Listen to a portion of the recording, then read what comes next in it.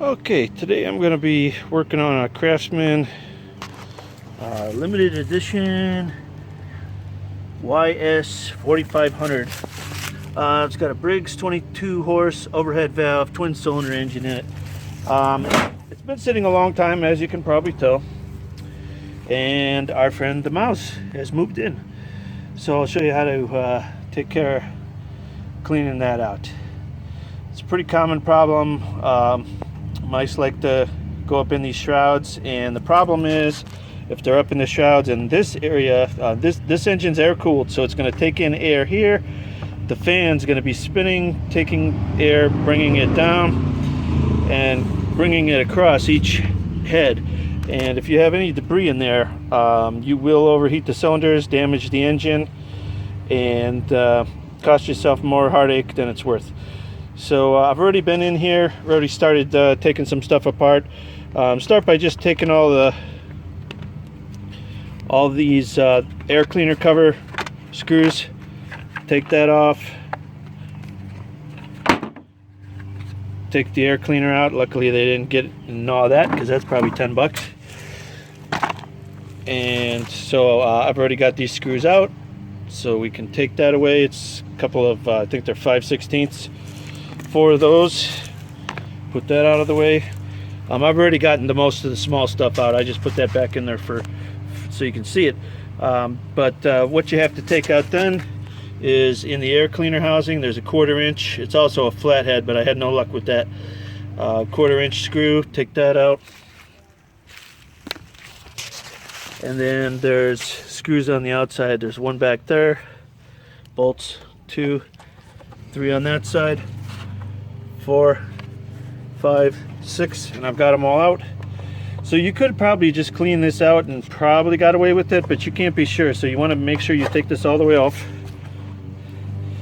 And as you can see, we've got stuff blocking the starter, the ring gear that the starter needs to activate on, and these are the fins you want to keep clean. You want to make sure they're clean all the way to the bottom. As you can see, these are pretty packed with debris, so they're not going to really cool that engine the way it's supposed to be.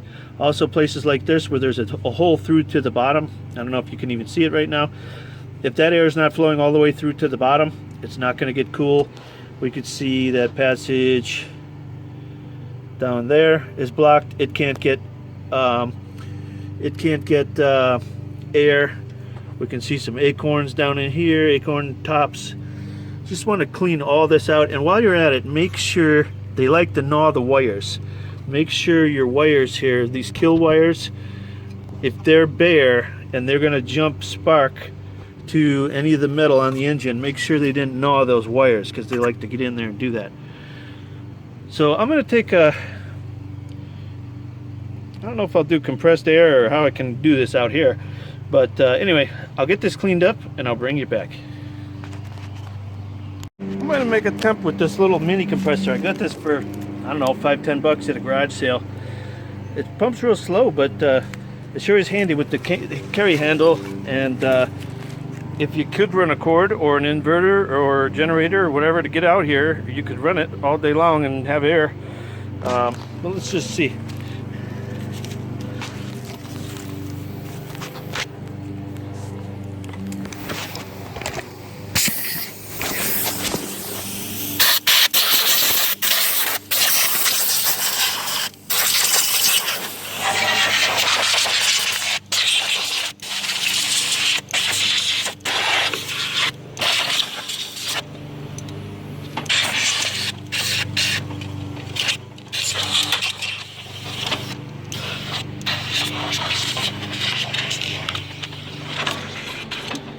I'm going to go back for one more refill, and I think we're going to be clean enough. Okay, back with refill number 2. Just going to make sure we got everything.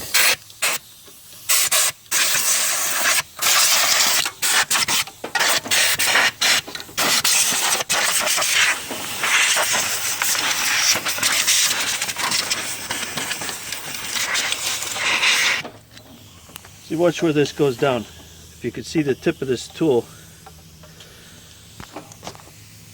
it goes down and there's holes down there. You want to make sure those are open because that's where the air's gotta flow through. Maybe you can see a little better on this one, don't know. But down in there, there's holes, so make sure they're open. Other than that, just make sure, like I said, the coil wires. One way you can tell if mice might be in your engine is when you start it up, you see some puffing out of grass and other things at the bottom. We could see the mouse piss has created some corrosion probably down in here. Doesn't look like that'll hurt anything, but just be aware that, you know, there can be many different ways they can get you.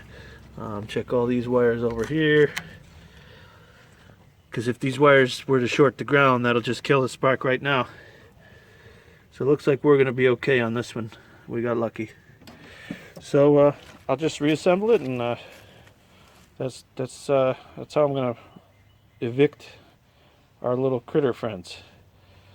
Pretty common issue come springtime, or anytime anything sits, they get a chance to get in there and they find a nice weatherproof home, and probably a lot of you have had the same kind of issues. So I'll just reassemble this and put it back together.